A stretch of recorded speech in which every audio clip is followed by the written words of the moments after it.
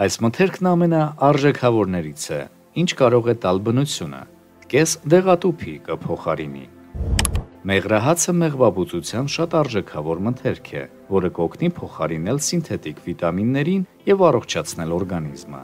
Դա ոչ միայն վիտամինների պահեստարան է, այլև միջոց, որը կփոխարինի կես դեղատուփին։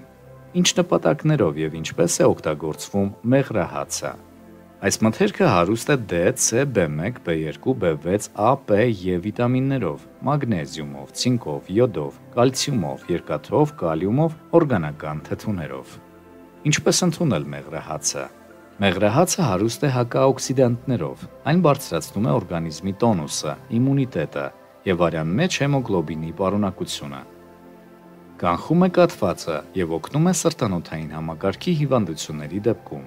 Նպաստում է տղամարդկային ուժի ավելացմանը, դա պոտենցիայի բնական կենսական խթանիչ է։ Մեղրահաց օգտագործում են հղի ժամանակ եւ կրծքով կերակրելիս։ Մեղրահաց ընդունել խորհուրդ է տրվում նաեւ նյարդային եւ էնդոկրին համակարգերի եւ ստամոքսաղիքային տրակտի բուժման համար։ Ինչպես կիրառել մեղրահացը։ Ավիտամինոզի կանխարգելման համար։ Օրը մեկ անգամ աշուն ձմռան ընթացքում 1 թեյի գդալ 20-ից 30 գրամ մեղրահաց օգտագործիր։ Արդյունքում քունդ ավելի ամուր կդառնա, կմոռանաս քրոնիկական հոգնածության մասին, մազերդ եւ եղունգներդ կամրանան, լավ կաճեն, մաշկդ առողջ երանգ կստանա։ Պանկրեատիտի դեպքում ընդունիր մեկական թեյի գդալ մեղրահաց առավոտյան եւ երեկոյան ուտելուց 25 րոպե առաջ։ Բուժման կուրսը 1.5 ամիս է տևում։ Լավ արդյունքի հասնելու համար կարելի է զուգահեռ բուսական եփուկներ խմել։ Անեմիայի դեպքում արյան մեջ հեմոգլոբինի մակարդակը բարձրացնելու համար այսպիսի ըմպելիք պատրաստիր։ 50 գրամ մեղրահացը եւ 200 գրամ բնական մեղրը լուծիր կես լիտր տաք եռացած ջրի մեջ։ Թող ըմպելիքը 2 օր թրմվի։ Քառորդ բաժակ բուժիչ ըմպելիք խմիր օրը 3 անգամ ուտելուց կես ժամ առաջ։ Մրսածության դեպքում գրիպի եւ սուրշնչառական վիրուսային վարակի դեպքում, որոնք ուղեկցվում են բարձր ջերմությամբ եւ ուժեղ հազով, օգնում է այս բուժումը։ Երեխաները պետք է օրը 3 անգամ 0.5 գրամ մեղրահաց ուտեն, մեծահասակները 2 գրամ։ Բարորակ ուռուցքների դեպքում մեղրահացով բուժումը շատ դեպքերում օգնում է խուսափել վիրահատությունից։ Ամեն օր ուտելուց կես ժամ առաջ օրը 2 անգամ բերանի մեջ ներս ծծել 1/3 թեյի գդալ մեղրահաց։ Բուժման կուրսը 3 ամիս է, այդ ընթացքում պետք է մոտ կես կիլոգրամ մեղրահաց օգտագործել։ Շաքարային դիաբետի դեպքում բուժման կուրսի ընթացքում արյան մեջ շաքարի քանակը զգալիորեն պակասում է։ Լավ հնարավորություն կա, որ հետագայում մեղրահացի ընդունումը կօգնի հաղթահարել հիվանդությունը։ 2 թեյի գդալ մեղրահացը ներս ծծիր օրը 3 անգամ ուտելուց կես ժամ առաջ։ Կես ժամ ոչ մի հեղուկ չխմես, որպեսզի օրգանիզմը մեղրահացն ավելի լավ յուրացնի։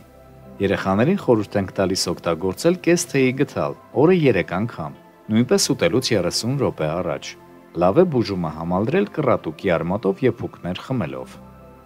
Բարձր ճնշման դեպքում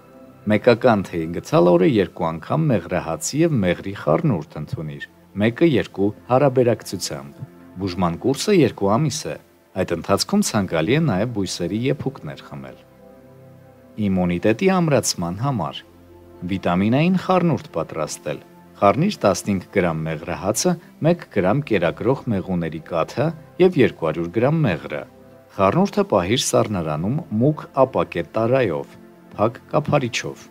Մեկական թեյի գդալ խառնուրդ ընդունիր առավոտյան քաղցած տամոքսին։ Ընդունման կուրսը 1 ամիս է։ Մազերի համար միջոց 1 ճաշի գդալ մեղրահացը փոշի դարձրու, 1 բաժակ տաք ջուր ավելացրու եւ խառնիր։ Շամպունով լվալուց հետո մազերդ ողողիր այդ խառնուրդով եւ լավ լվա ջրով։ Այդ պրոցեդուրան կօգնի վերականգնել մազերը եւ ազատվել թեփից։ Դեմքի դիմակ խառնիր 50 գրամ մեղրահացը, 50 գրամ մեղրը եւ 5 գրամ ակնամոմը։ Խառնուրդի վրա ջուր լցրու, որպեսզի դիմակը թթվասերի բաղադրություն ստանա։ Քսիր դեմքիդ եւ լանջաբացվածքիդ։ Թող 30 րոպե։ Լվա տաք ջրով եւ ամենօրյա քսուկ քսիր։